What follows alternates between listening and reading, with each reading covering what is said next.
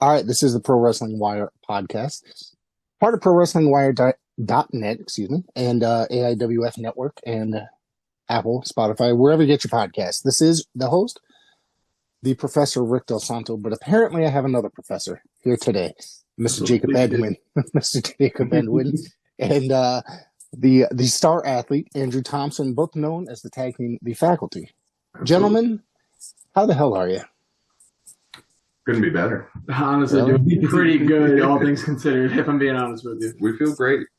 We just came off of a big show, a War Games event over in Short Gap, West Virginia for Elite Pro Wrestling Alliance. Got a big November coming up. October was kind of slow altogether, but a lot of stuff outside of the ring that we've made ourselves busy. How are you, Rick? I'm fantastic. I'm trying to pick up the pace with this podcast. Took a little hiatus, and actually, my latest episode was Greg Anthony. That was after not doing this for about 2 months. I spoke with Greg for the first time, and it was actually 2 years and 2 days to the day of the first time he appeared here. So just trying to make some waves here in independent wrestling and trying to push the website. So everything is going A-okay, I guess you could say. Yeah, we know. Well, I know Greg very, very well, and I think we're going to get to know Greg a lot better here soon. I think we've got him coming up next month. As of this taping, next month, November 7th and 8th, we should be down for Pro Wrestling Mid-South, and I believe Greg and his son have the tag team championships down there. I think so. They definitely do. They definitely do. Xavier. Yep. That's very interesting indeed. Actually. Yeah. I've wrestled Greg, at least 10 times in many different forms and fashion of a match. Tag team match. I know we've had tag team matches, but not against this version of the Faculty. So I'm extremely excited for that. The Golden Boy and his Golden Boy. I think they're going to finally show some signs of rust, and we might be able to depurify that gold.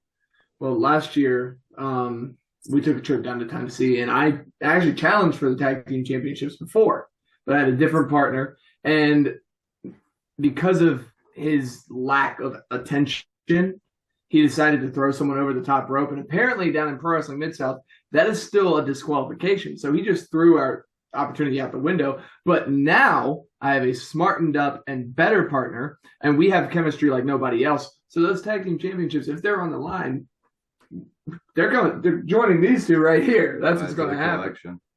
Okay, why don't you tell me about the titles that you got sitting back there? All right, maybe some of you that aren't watching don't know. Behind us are the Voltage Tag Team Championships. We defeated Nice and Smooth for them in a tag team ladder match in Boonesboro, Maryland, for Voltage Wrestling. Ran in the Maryland and West Virginia and PA area. Yes. And in fact, debuting in Virginia next month, November 29th in Winchester. It's going to be 30 minutes away from my hometown, so I expect anybody who knows me personally to be there, and anybody who's getting to know me right now, if you're in the area, I'd love to see you out there, because we're going to be doing our thing, defending those championships, just like we did against Shane Malice and Gavin Miller, and just like we did successfully against Heath Slater and Rhino in Hagerstown, Maryland, at the glorious Meredith Park. Glorious. We earned it against a top tier tag team that are clearly going to be seen on television, if not now, eventually. And we've also defended against top tier tag teams such as Rhino and Heath Slater, former WWE tag team champions. And we've defended against the father and son duo before, and I think we can earn some titles against the father and son duo again. Time's a flat circle. We just keep doing things that we're very good at, like defeating family lineages and beating stars and taking championships. You could almost say time's a squared circle. Huh? That's why you're the professor. What do you think of that? Interesting. Rick, you can just leave. We'll just do this on our own. Yeah, that would make it. That would make it. Just let the camera run. We can go. That would make it easy for me, to be honest with you. But so, tell me a little bit about your history with each of you and getting involved in the world of professional wrestling. Why don't I start with Jacob? Where'd you start how did you get interested in getting involved in the world of professional wrestling, and where did you train, etc.? So I trained at the original House of Pain, Superior Pro House of Pain Pro Wrestling in Hagerstown, Maryland. Okay. It at the time it was ran by John Rambo. That has since been bought and sold to I believe Tremor and the Radical Stars, and they train now out of Chambersburg, Pennsylvania. Now, I originally trained there, but I only trained there for 3 months, and they eventually kicked me out over some money disputes, actually, which was not – that's a very common story out of that school. And, who could imagine the professor got kicked out of school? But sometime after that, I linked up with Wild Man Robbie Page, and he trained a handful of us just in he knew someone who helped run a gymnastics gym. We just trained in a gymnastics center. We didn't have a ring.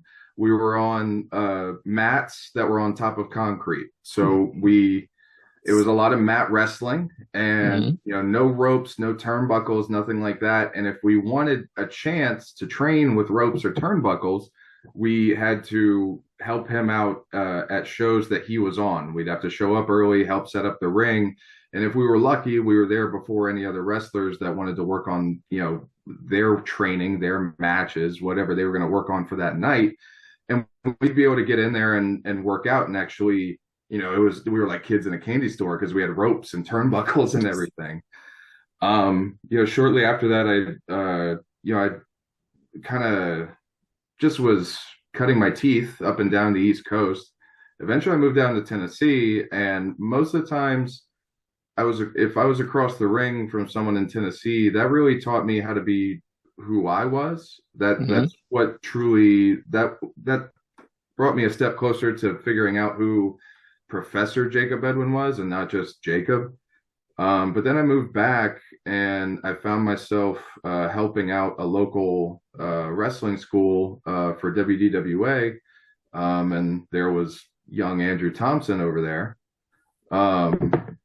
His cousin showed up, and he showed up a week later. And I'll let you take the rest of that. But I know I managed my training style very much after the same way I was trained. So anybody I've helped teach, and I just opened a wrestling school a couple weeks ago, but anyone I teach now, a lot of times they don't touch the ropes for several months just to kind of replicate how I grew in and how I came in. And so is the focus shifting to me now? Has that's happened and now it's time for beauty? That's entirely up to you. I do have one more question before before we shift over to you. But I'm from the East Coast. I'm from Connecticut. Have you ever made your way up here? You saying that you were going up and down the East Coast? Yeah, I haven't wrestled in Connecticut. I've wrestled in Jersey. I just missed a chance to wrestle in Maine. I've taken seminars in New York, but not actually wrestled there. And so I've been around that area, but not there. Just kind of in that flavor. Mostly it's been Pennsylvania, as far north as like the Poconos and stuff like that. Gotcha. And then heading out towards the Midwest sometimes, Ohio and Pittsburgh and that area. Yeah. Before, right? Yes, I've been. Oklahoma was probably the furthest I've been. That was a 21-hour round trip. No, Jesus. one way, 21 hours. No. That was by car? Yes. You drove that by yourself? I did. You had a group? I dropped off a group for Pro Wrestling Mid-South, so that was my halfway point. And then the rest of us, I took a whole nother crew up to Oklahoma and then drove back to Tennessee and home all in one stretch. No. Had to be fun yet stressful. I know what it's like taking long car rides, not just wrestling related, but, with family related and stuff. I had a very long summer this week going to family events all over the country and had to drive through most of them. Andrew, you're up. Fantastic. Thank you very much. I was waiting my turn patiently. That's all. See, you're so polite. Yes, I like that. Super patient, super polite. before the pro wrestling journey, my journey also started with mats on concrete floors, but mine were high school wrestling mats, school wrestling mats. I had a 10-year amateur wrestling experience under my belt. Started that in third grade because I've always loved wrestling. It's always been part of my family's dynamic was to watch wrestling together. And in third grade, I saw an advertisement for wrestling practice, and I was like, yeah, let's do that. Obviously, there was no pile drivers or steel chairs, but I stuck with it for 10 years and got through that. And then around, I don't know, my early teenage years, me and a couple of my cousins decided to do the dumb thing and play around in the backyard and try at home what we were told not to try at home. But then, like Jacob said, my cousin signed up for the training school at WDWA in Martinsburg, and I came the next week after that, started training, just stayed attentive, stayed learning, tried so hard to just lock everything in, and not everything was easy. There was multiple times where I had to work myself up and basically get so mad at myself to where I would then do the thing that I had to do, and I got it down like that. But I always kept trying.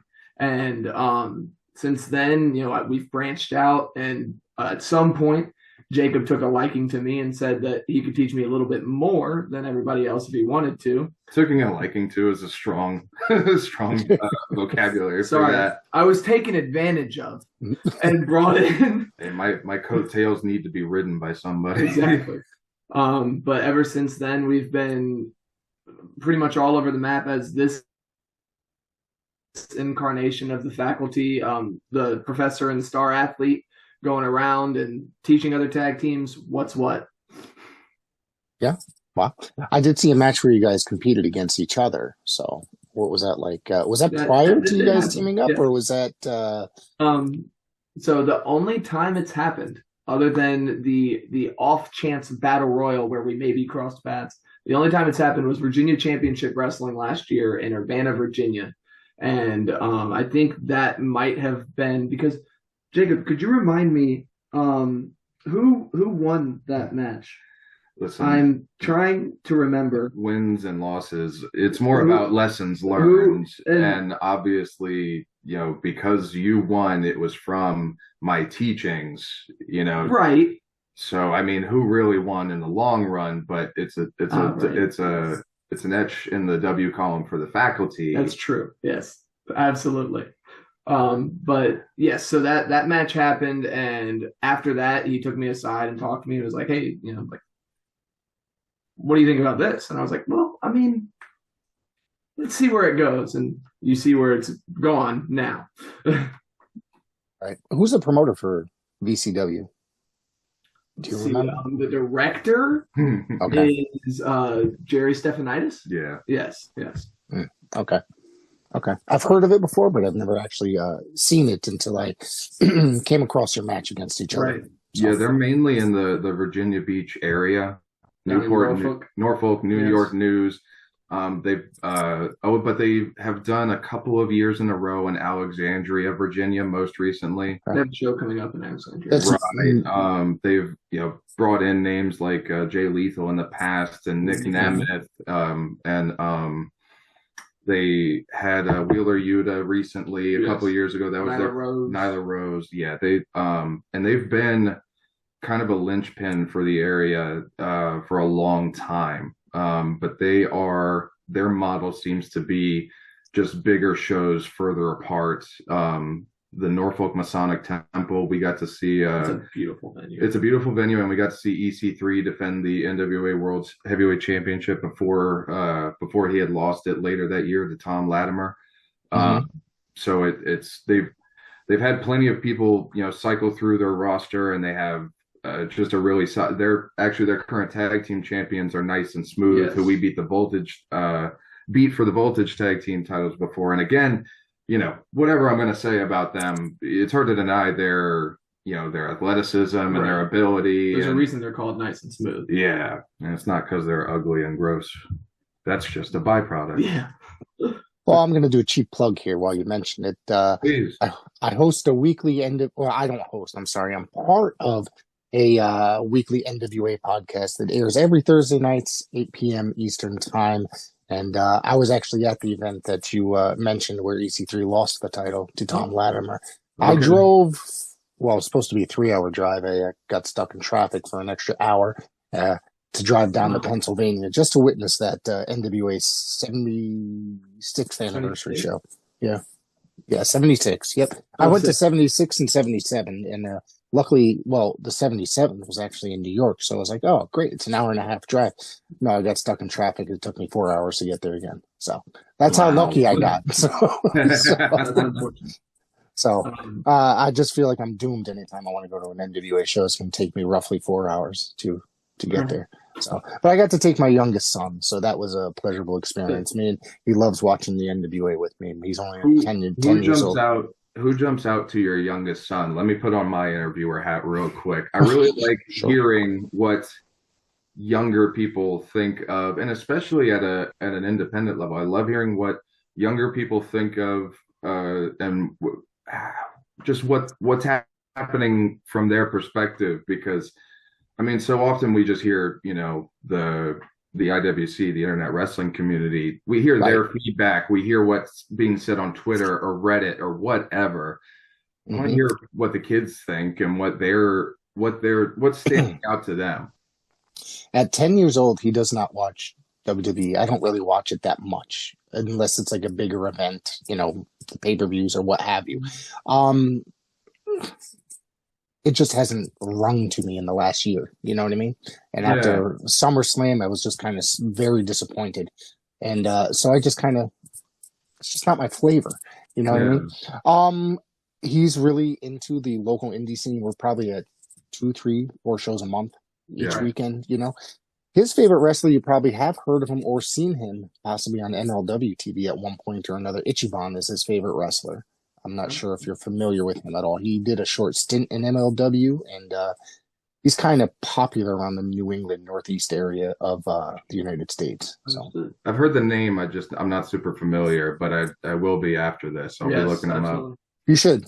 He did it, like I said, short stint in MLW, which was very enjoyable. And if you're familiar with the AIWF, he really loves Corey Duke, who was the AIWF World Tag Team Champion. He's from a couple towns over from here. He won the titles earlier this year. Him and the Duke Boys, part of the Duke Boys tag team. He's really a big fan of his. He's more into like a lot of the local guys. As far as the NWA goes, he doesn't really talk about any of the guys. When we're at the shows, maybe Thrillbilly. Probably at the most, which that's probably one of my favorites on their TV show currently. Yeah, he's very, very talented. I've gotten to see him twice, and I've been a big fan of his work for a long time. It was bound to happen, and I think he's just this is not his ceiling. He's just going to keep climbing. Absolutely. The only problem that I have with the NWA is when at 77 the show was way too long. So when I don't know if it aired on TV yet. I haven't watched this week's episode yet, but he won the world title. It was about 4.5 hours long, the show. So half the crowd left the arena by the time him and Latimer were in the ring, and I felt kind of bad, even though the place went fucking nuts, when it happened. So I was excited. I kind of popped too because it was enjoyable. So. Of course.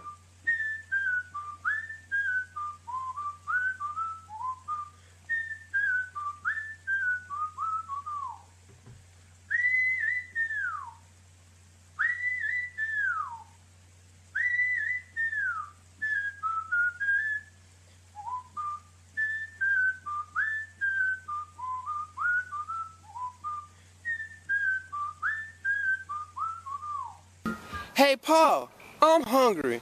You forgot to pack a lunch. That's all right, son. I stopped off at King's Hot Dogs. We got us some King Dogs. You're the best, Pa.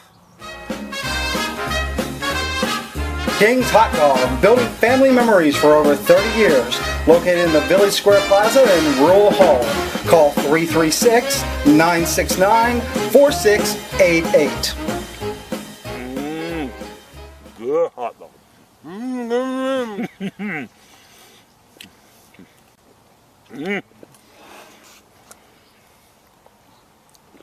is the life, son. It sure is, Paul. Secondhand Heroes and Home for Wayward Villains is a comic book shop and gaming store that also features Magic the Gathering and D&D. Located at 18184 Leesville Road in Evington, Virginia, Secondhand Heroes is your one-stop shop for you to get your nerd on. Open 7 days a week at 11 a.m. They don't close until the dice stop rolling. They buy, sell, trade, barter, and haggle, specializing in collectible toys, both vintage and modern, comics, Magic the Gathering, video games, console, and arcade cabinets to play, all set to free play. Host your game night with us. Monday night D&D video game competitions, and so much more. Something for the collector and gamer in us all. Call 434-317-0121 or shoot us an email with any questions to secondhandheroesva@gmail.com. Note, secondhandheroesva@gmail.com. That's 2ND, handheroesva@gmail.com. Come game with us. Yeah. Moving on, what else do you guys got? You said you had some stuff coming up this weekend, right? Or the month of November, December, or yeah, November. Actually, speaking of AIWF, you've brought them up a couple of times. For Summit Wrestling Association, I'll be in a triple threat match for the AIWF East Coast Championship. Okay. With Victor Walker, and I can't remember the third right now. It's your match. Yeah, it sure is. And then we have Pro Wrestling Mid-South November 7th and 8th, and then Voltage Wrestling November 28th and 29th. 28th in Boonesboro, Maryland. 29th, they're debuting in Winchester, Virginia. Yes. So we try to stay busy. Right, absolutely. And in between there, we're the Elite Pro Wrestling Alliance. They have Throwdown Thursdays every Thursday in Kaiser, West Virginia. I try to get out there as much as I can. Jacob does as well. Jacob, actually, the big event that we just came off this past weekend, Jacob was the Elite Pro Wrestling Alliance World Heavyweight Champion. You had to say was. Was. But in some dubious fashion, Tate Griffin somehow, some way, I still can't. I didn't see it. I was putting on a jacket. Maybe that was part of the issue. Yeah, maybe that was part of the issue. Anyway, I was sucker punched and flipped onto my face, and I believe, and I didn't want to mention it. I had stubbed my toe in training leading up to it, and everyone says you don't want to have excuses, but you can't help but feel sorry for me in that situation. Yeah. So especially when I won my match right before yours, and you didn't get to have that as well. Exactly. That was really unfortunate. It's going to be a big night for the faculty. I told everybody on the way out, I was like, 2 wins, going home, partying, having a good time. Partying is reading books together, by the way. Gotcha. Yes, that's our version. That was what we were planning. And then I was just sitting on the outside. I was talking to the crowd for a moment. I turn around. I hear a 3 count. I'm like, Jacob, what? He didn't. He did not. You were concentrating on your jacket and not his jacket. His jacket. He handed it to me, so I put it on for safekeeping. Yes. Oh, jeez. Anyways. Geez. Rick, you really sound. Well, I mean, you're really torn to shreds over my. If he was paying attention, he could have assisted you or made the save. If could have. Should have. Now hold on. It's a one-on-one match. I can't get involved. Those are the rules of professional wrestling. It's a moral support, obviously. Yes, obviously. You're trying to tell me rules that I taught you. So I don't appreciate that. You're supposed to morally distract the referee somehow. Listen. The ref, cosmically speaking, I could distract the referee. Obviously, every referee I've ever met has loose morals, so they are distractible, obviously. Yes. I want to reiterate, November 1st, SWA AIWF East Coast Wrestling Championship. My third opponent is Tomahawk, TMHA, defending Victor Andrews. So I'll have that title. Yes. Then at Pro Wrestling Mid-South, I think we'll walk away with the Gemini tag team titles. Absolutely. And then November 28th and 29th, we'll defend our Voltage tag team titles. Yes. So, I mean, we'll be regular Cadillac Conays or however she tries to. No idea. Instead of Mercedes. Or Cadillacs or. Okay, Oh, gotcha. Cadillac coins. That's Cadillac what it is. coins? Yeah. Okay. Coinays. I think that's how that's said. You guys seem That's fine too. Ultimo Faculty. You guys seem. Sorry. No, it's okay. You're laughing at my joke. You can laugh as long as you want. You guys seem extremely busy. That's pretty awesome. I mean, so it sounds like you have a very good scene down where you guys are and making towns, I guess you could say. It's a breakneck pace. Yeah, and most of it is at the very least, an hour, if not 2 hours away. Mm-hmm. So we are still traveling for everything, trying to get out there. Dyersburg and Ripley, they're 12 hours from us. So we're going to be going down there for those, but it's worth it because we're going to be taking the championships. Yeah. Tell me about working pro wrestling at Mid-South and Dyersburg. What do you guys think of that stuff? I've gotten a chance to check them out online. Obviously, Greg Anthony came up here 6 months ago or so, worked up here for a company that I do work for. So it was great to actually meet him in person. Tell me what it's like working down there or his company down there. I'd love to jump in. You guys can say whatever you want. This is So Jacob's had multiple extended stays with Pro Wrestling Mid-South. Me personally, I've been there one weekend, one Friday and Saturday show, one time. And it is such a unique environment, in my opinion, because you have this company that has two shows back to back every week, Friday and Saturday. It's kind of amazing, right? Yes, so, the fact that you get a faithful audience that shows up every time, and like you have wrestlers that are putting in the work and doing that to get acquainted with that audience. It's such a unique environment, and going out there and trying to, they don't give it to you. The fans don't give it to you. You got to earn it. You really have to. I went down there. I had a match I had the previously mentioned tag team championship match. And that went the way it did. By the end of the match, we had the crowd behind us. They were with us. But then as soon as my partner threw the one guy over the top rope, everybody looked at us like, "What are you doing?" And I'm sitting on the apron like, "What are you doing?" what was that? But it was as soon as that happened, they knew that we weren't from there, so they did forgive us. They were like, "Hey, it's okay. Next time." As we were walking back, they're like, "Next time you got him. Next time we do got him." That's me and Jacob. But then I had a match against David Jason Rose. And in that match, I was sitting there wrestling, and it was just me. I didn't have a partner with me. And when I first came out, I was wearing this zebra singlet with a star on it. So I'm a star athlete. The zebra accents were just there. But it was, as soon as I came out, I had like 2 or 3 people calling me a zebra man. And I was like, "Well, no, guys, I'm Andrew. You got to learn. I'm here for you." But then over the course of the match, they did end up. I showed them who I was, and they understood it. So but they do not just accept you from the beginning. You have to get them behind you, and it's great. And I'm so excited to go back down and see all of that again. And now I'll let the veteran of pro wrestling himself speak. So I'm a fairly decorated guy down there. I've had the Legends and Lions tag team championships, wrestled against Hacksaw Jim Duggan and Golden Boy Greg Anthony for those championships.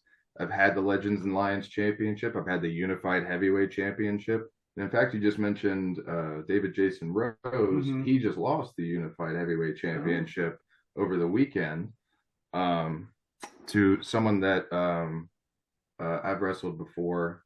His name escapes me.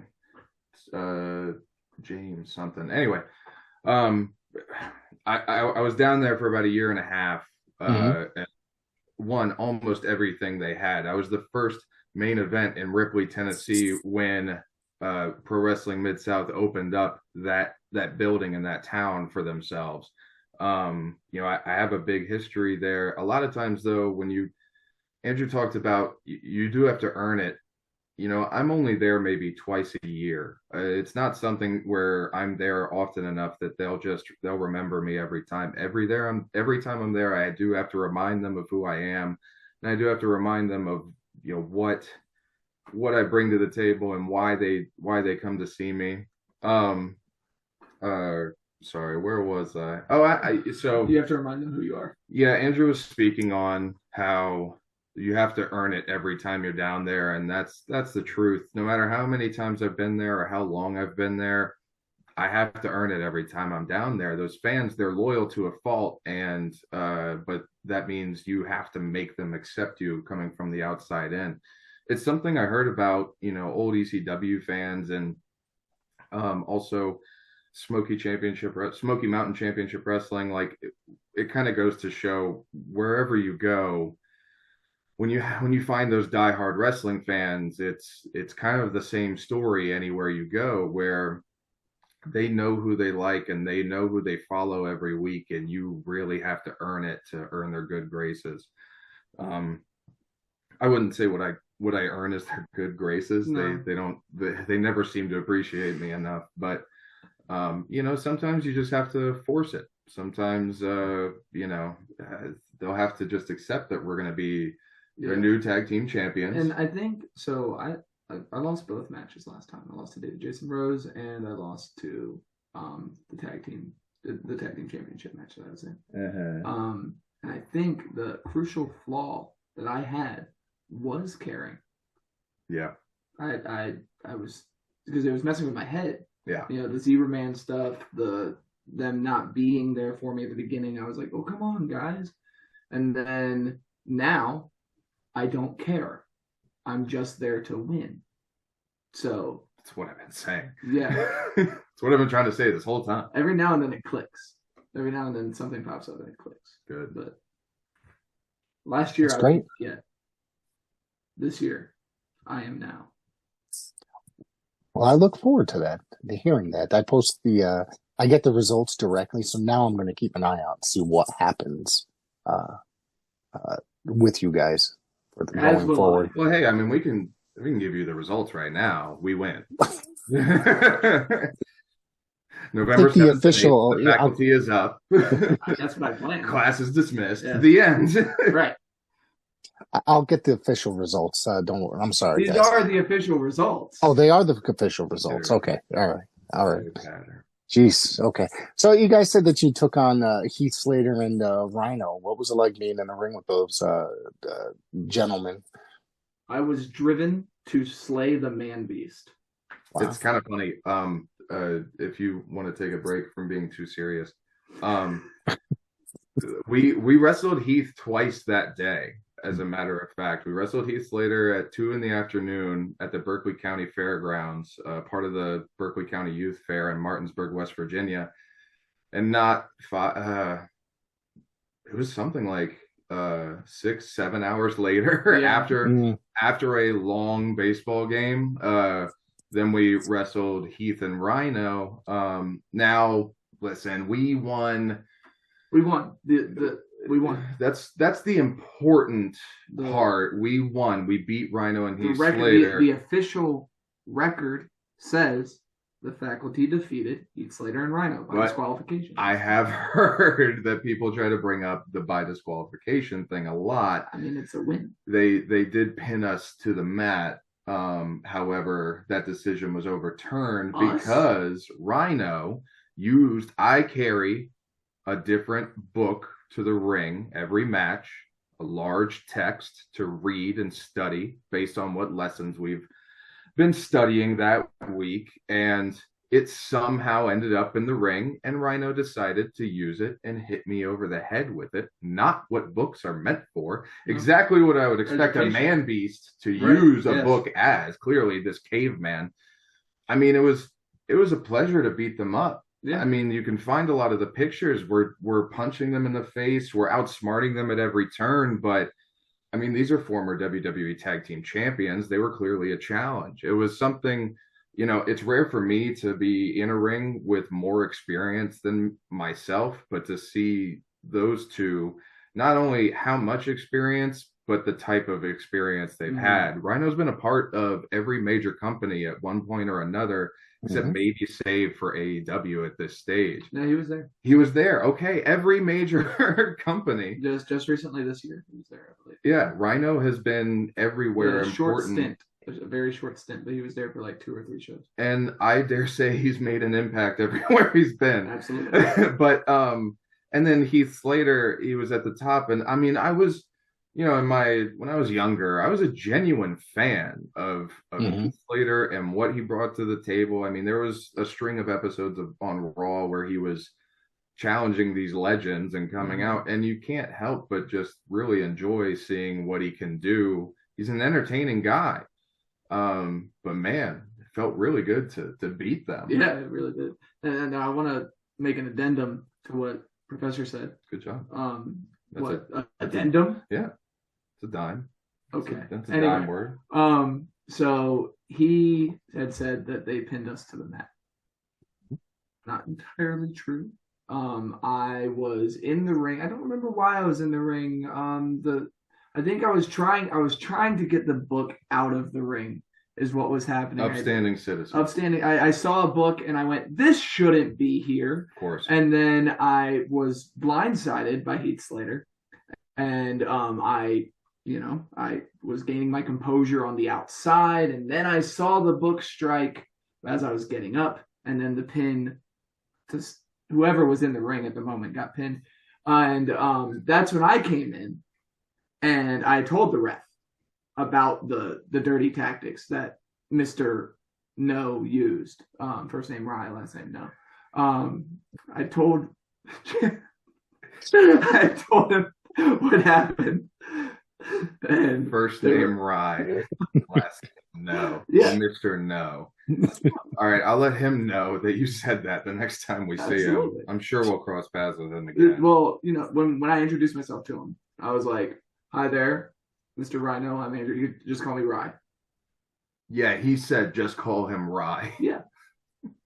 But anyway, so I informed the referee of the shenanigans, and the referee was a great person who then said, you know what? You're disqualified, and handed us our belts. Well, a win is a win. It's a win. Yeah, a win's a win. Unless, obviously the challengers don't get the belts. But, it's still a win. But, if you're not getting the belt and you won by DQ, then I guess you're screwed. Those belts, right? You got the belts. That we right? still have. Yeah, that you still have. Yeah. So, props to you guys. We did bite off a little bit more than we could chew, I'd say. Because, and Jacob was angry. I was angry because of the injustice that had happened. So we decided to try and get our lick back, as one does. You don't get disrespected. You got to stand on business. So then we attacked them, and I think we both ended up getting gored because of that. And you live and you learn. Life's about lessons, as Jacob said earlier. The great poet Justin Bieber once said, "You don't understand how I'm standing on business right now." Yes, y'all aren't clocking. And they didn't understand. Yeah, they didn't. And they acted out in violence, which is not Secondhand Heroes and Home for Wayward Villains is a comic book shop and gaming store that also features Magic the Gathering and D&D. Located at 18184 Leesville Road in Evington, Virginia, Secondhand Heroes is your one-stop shop for you to get your nerd on. Open 7 days a week at 11 a.m. They don't close until the dice stop rolling. They buy, sell, trade, barter, and haggle. Specializing in collectible toys, both vintage and modern.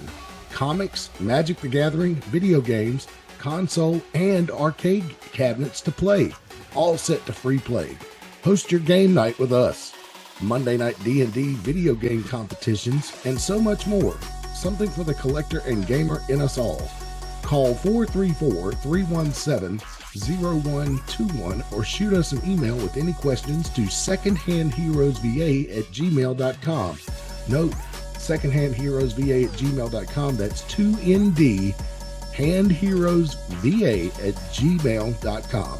Come game with us.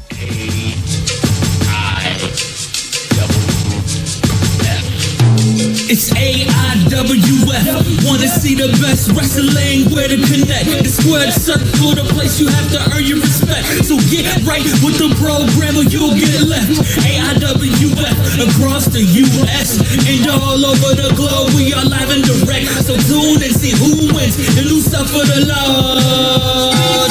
This match just got you over one. So obviously he's got one of the most famous spears, gores, whatever you want to call them. That maneuver. What was it like taking a gore from Rhino? Was it as painful as it looks? Yeah. that is a tank of a man running at you as fast as he can, going straight for your ribs. Yeah. Jacob has a fun fact about the gore that I can see him waiting to tell you. So Rhino, talented as he is, he has the gore down to perfection. He knows exactly how to hit it, exactly how to put you down. Heath Slater, apparently, this was only the second time he's ever hit a gore, and I could feel it. You know, there's the pain of someone who's practiced a kick 1,000 times, and then there's the pain of someone who just throws and prays. And it felt like he threw every inch of his body into my ribs. Heath Slater did. A lot can go wrong if you just throw a kick. Yeah, a lot. Mm-hmm. 100%. Yeah.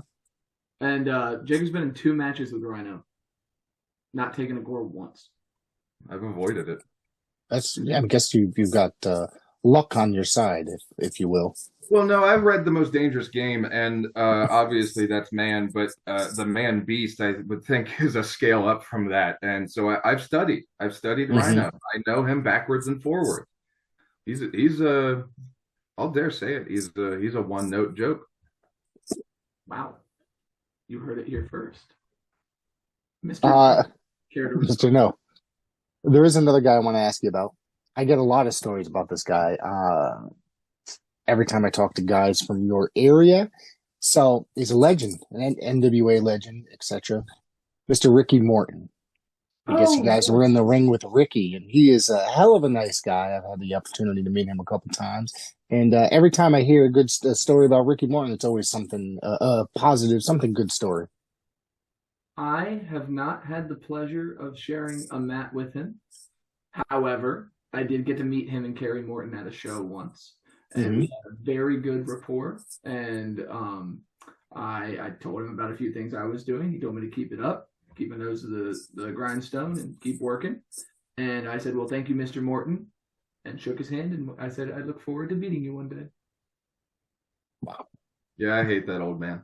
I really would be happy to retire him, but I don't think I'm going to get the chance to. I don't know. In the head a few times, and I'd pay almost to kick him again. And in fact, we can make it a father-son destruction tour. Yeah, we really could. We can just add another father-son team and decide to just tear them apart. And yeah, we're just going to be chopping down family trees. Rick, do you have a son? I have several. I have 3 sons. Oh, yeah, you told us about your son earlier. Yeah. I have 3 sons. I have a stepson, and I have a daughter and some stepdaughters as well. Are you interested in wrestling? My youngest might be at some point. Okay. I don't know. I take him to the wrestling school with me, and he enjoys getting in the ring in the school with he gets in there with sometimes I'm sure you guys are familiar with Paul Roma. We'll talk to him and stuff like that sometimes, and it's a Paul Roma school. Paul Roma, Mario Mancini, if you're familiar with either of those gentlemen. So he is a regular part of, I guess, the crowd, if you will, at their school, and he always gets around in the ring after the shows and does his thing as well, getting on the ropes and stuff. There might be some interest there. You know what I mean? I think that at some point, if he right now he only plays basketball, but so. Right. Can I use this to make one of my own shameless plugs? Absolutely. You brought up wrestling school. A couple weeks ago, I opened officially the wrestling workshop. Okay. And time is a flat circle. Wrestling is a flat squared circle. I opened this school in Hagerstown, Maryland, where I started.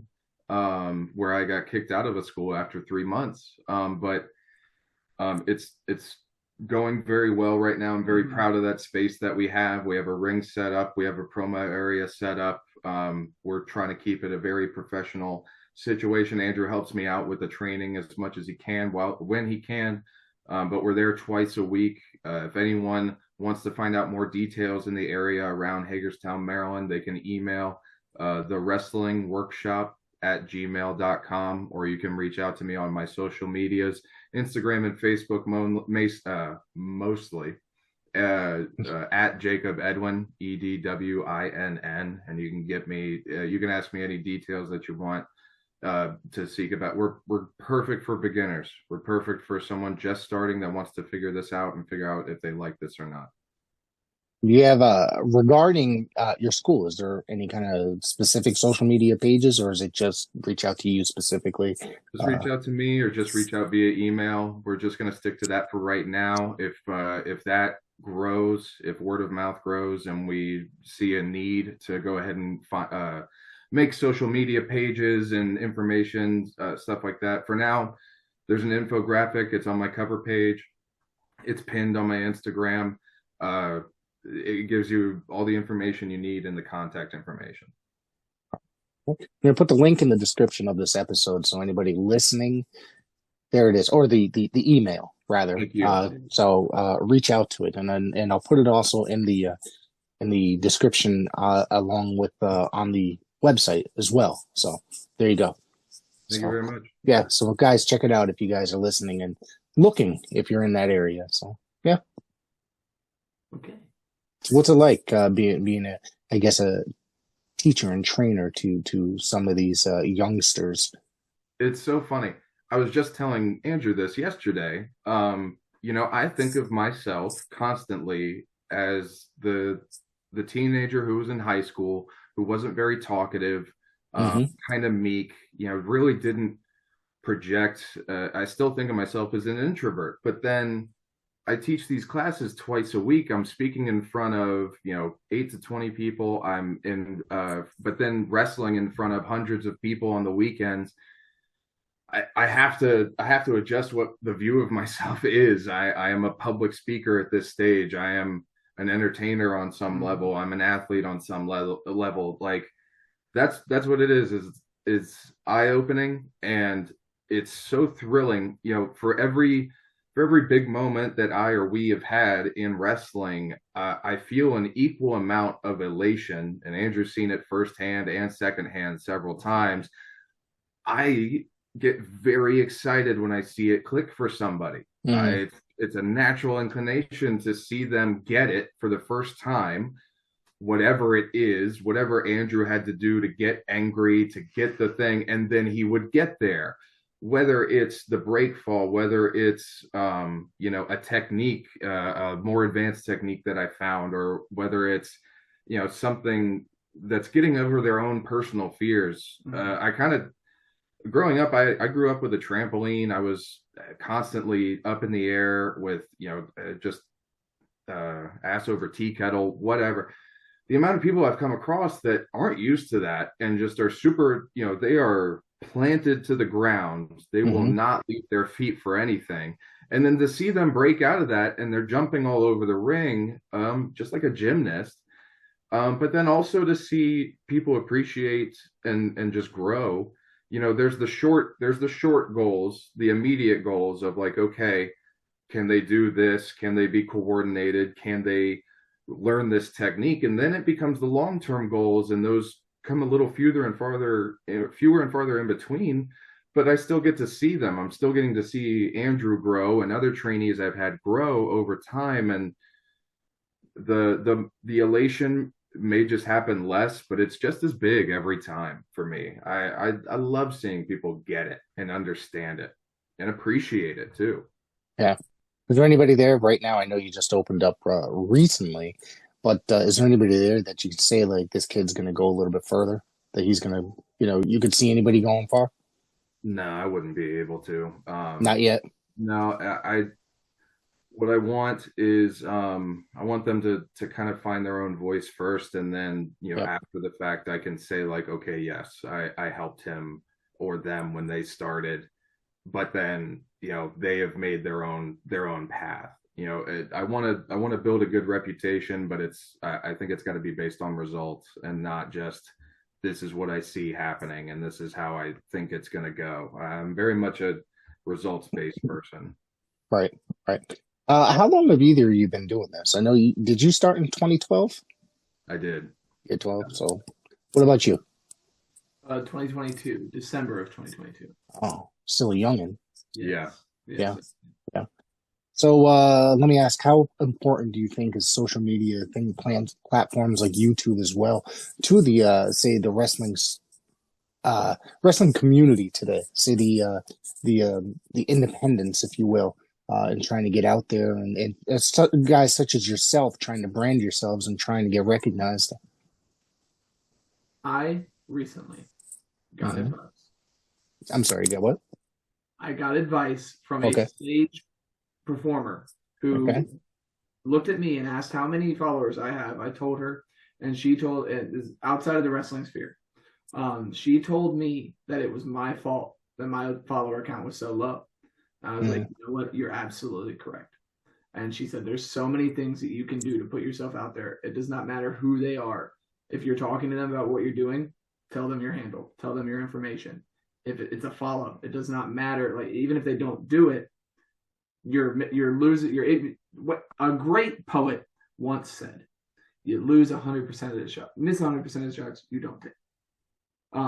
And this, I was gifted the information from this lady, and I sat there and said, you know what, you're absolutely right. So this past weekend, the show that I was on, almost every person that I interacted with, I was saying, follow me on Instagram at Andrew Thompson Pro. Find my Facebook, Andrew Thompson Wrestling, because that is where I put all my information. That is where I put what's happening with me. That's, if you're asking the questions you're asking right now, where can I get a shirt? Where can I see you next? What can I do this? That's where you can do it. And once you build that following, you build that community, that's how you get people to start coming back. And I really do think it's important.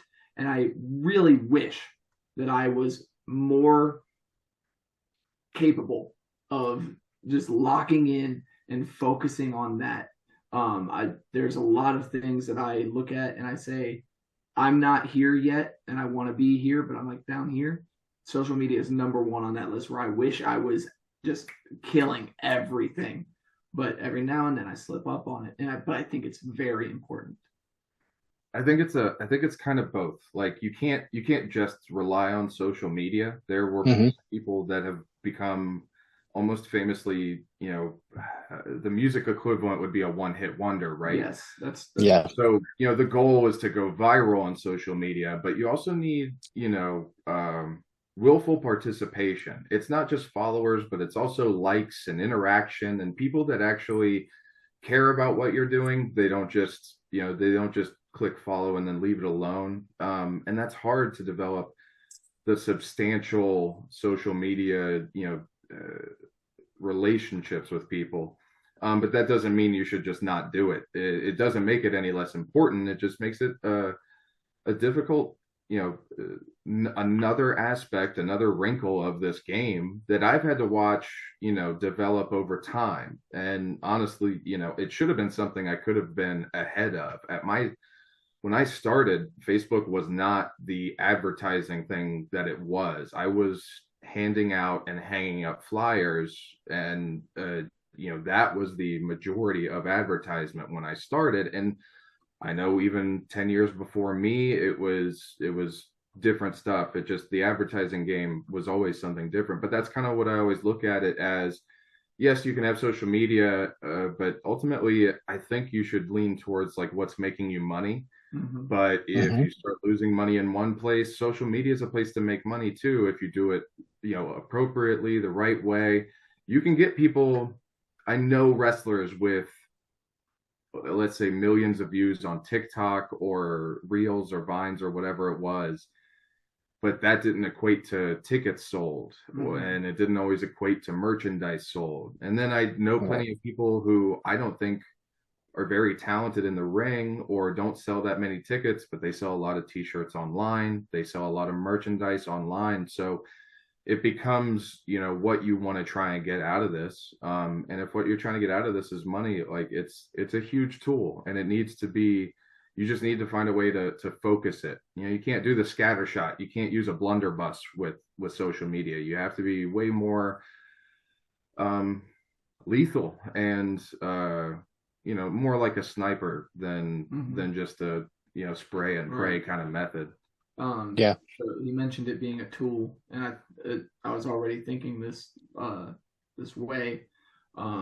It's a tool, but it's not the only tool you need. You can build a house without a level.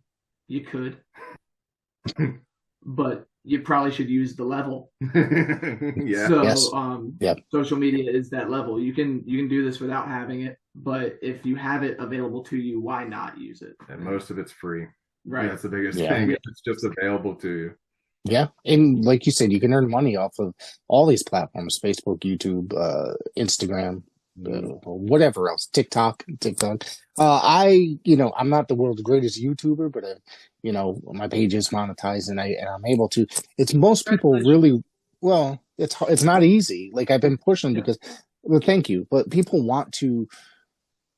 They want to watch shorts. They don't want to necessarily. So that's why it's like I'll put mine. I get decent views on the regular shows like this one, but it's like the shorts is what makes your page explode. Really, you know what I mean? So it's like.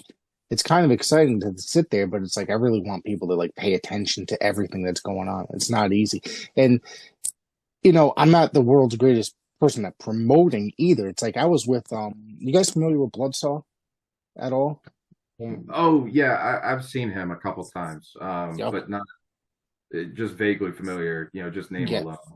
Yeah, he and I did a convention together in Massachusetts, in Springfield, Massachusetts. And, we split a table, and this guy, I'm just selling whatever, collectibles and stuff like that, old school merchandise, magazines, vintage stuff. And he's over here, just like his half of the table, he's promoting himself. People just come over because he's in character the whole time. And like you said, Andrew, he's just like, follow me on Instagram. It's this guy all day was getting everybody that came to the table to subscribe to his whatever they just said, Instagram, and he was selling t-shirts and masks and all this other stuff. And it's like people that barely knew him and stuff like that. I said, this is incredible. So I kind of learned a lesson that day. This was this past June. So, and it's like every time I see him, if I run into him in the grocery store, we're sitting there talking, some guy will come up and start talking. He gets people to subscribe to his Instagram page. It's incredible. So it's just, I've kind of taken a lesson from that, just trying to get people to, sometimes it's kind of annoying, being annoying to try to be like, yo, subscribe to this if you like wrestling. You know what I mean? So it's kind of, it is what it is though, I guess. It's kind of, but to me, it's very important to try to get guys such as yourself exposure out there that, you might not get exposure elsewhere. You know what I mean? But you guys seem like you're doing pretty damn fine yourselves. No, appreciate it, Rick. We do want to come up your way though. Connecticut's we want to check off that box, so we will definitely be in touch about that. Yeah, absolutely. Before we get out of here, why don't you run through that list of upcoming things that you got and coming up, and how people can find you on the socials?